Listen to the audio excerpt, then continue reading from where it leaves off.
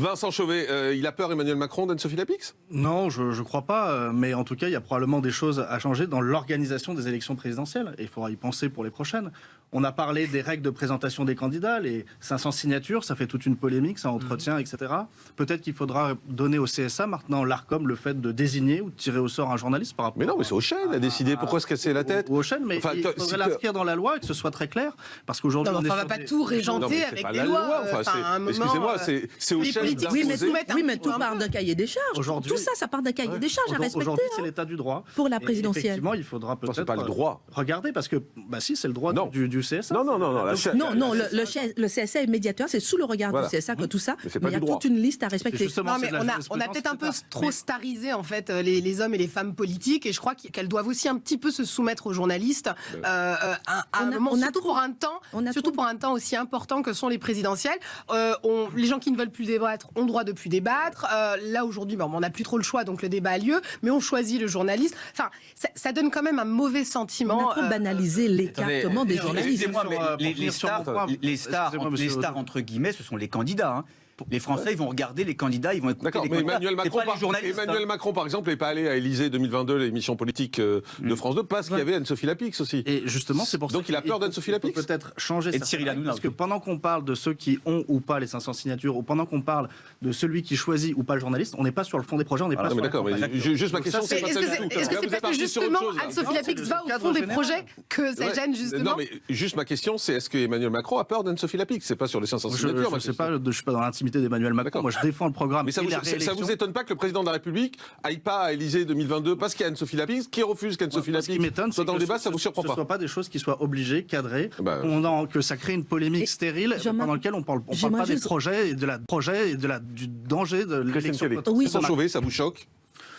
Non, il y a une liberté constitutionnelle, ce qu'on appelle les libertés académiques, où des enseignants-chercheurs, qu'ils soient présidents d'université ou simples enseignants-chercheurs, ont une liberté de position, de réflexion, de thème de recherche. Donc elle est dans son droit de prendre une position. Elle appelle les étudiants et les profs. Elle ne donne pas son avis. Son avis, elle peut le donner. Elle a la liberté de faire cet appel, comme la liberté d'être syndiquée. Absolument. Ce sont les libertés académiques Je suis choquée. Qui sont constitutionnelles. Mais non. Elle n'a pas la liberté de lancer un appel en se servant des mails de l'université. Alors il y a la question de l'utilisation. Est-ce que ce sont des mails privés, des mails personnels? Est-ce qu'il y a les mails de tous les étudiants? Là, il y a la loi sur les données personnelles où il faut faire très attention quand on utilise des mails privés ou des mails publics. C'est un abus de pouvoir, excusez-moi. Non, mais attendez, sur les questions juridiques, il y a une définition très claire. Il y a les libertés académiques. Imaginez l'inverse. Mais ça Imaginez.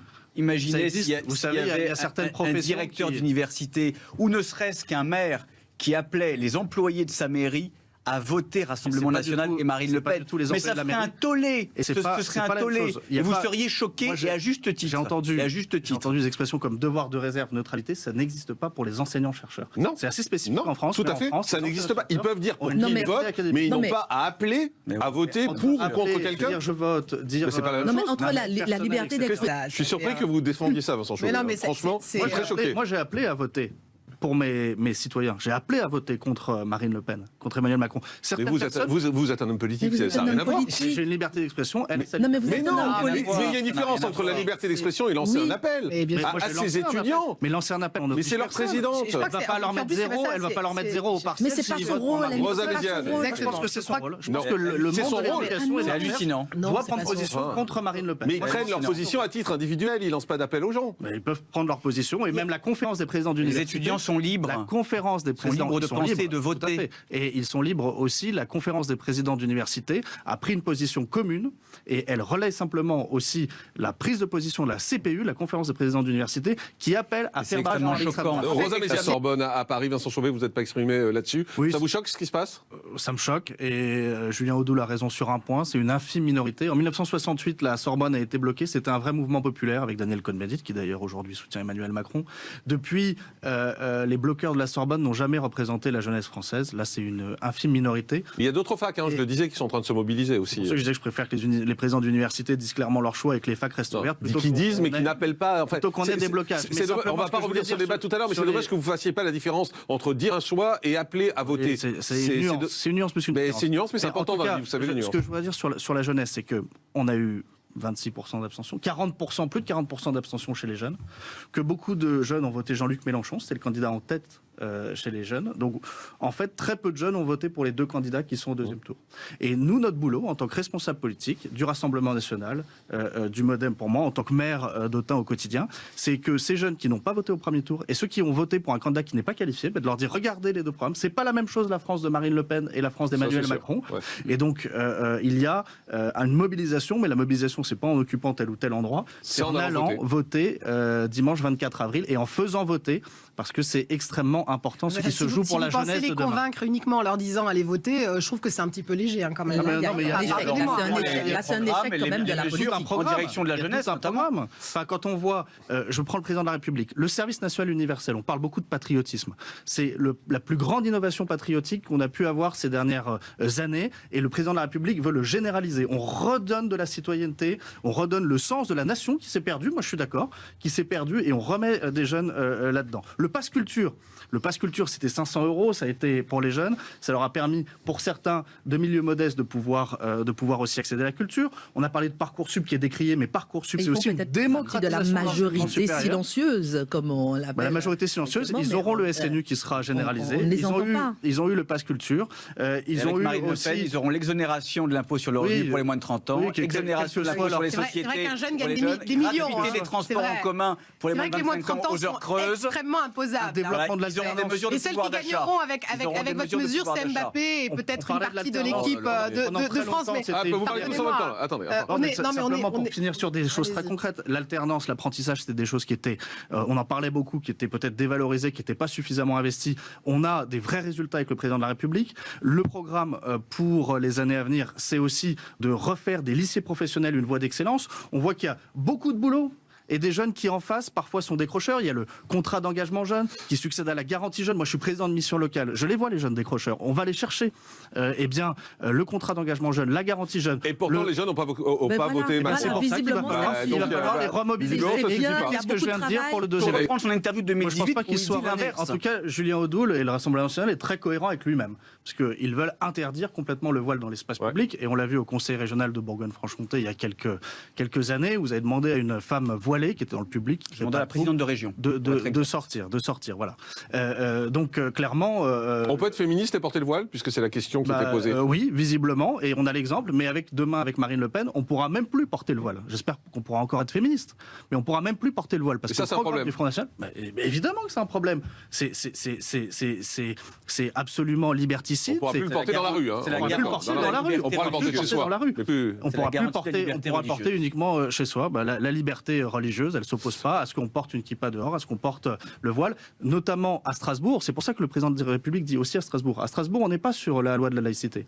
On est aussi sur un équilibre local qu'il faut préserver. L'Alsace est un modèle aussi à travailler, mais qui peut nous inspirer. Grande mosquée Miligorus, oui, je ne suis pas sûr que ce soit un modèle. Qui peut nous inspirer avec une situation qui existe, qui est légèrement différente de celle qui existe dans le reste de la France, mais qui permet, et visiblement... Parole de femme, Rosa Méziane. Des interpellations constructives. Et moi, je salue, parce que souvent on dit, oui, il n'y a pas d'intégration, il n'y a pas de respect, etc. Cette femme s'adresse de manière extrêmement respectueuse au président de la République. C'est pas parce qu'elle a un voile qu'elle va s'adresser de manière respectueuse, je vois pas le rapport.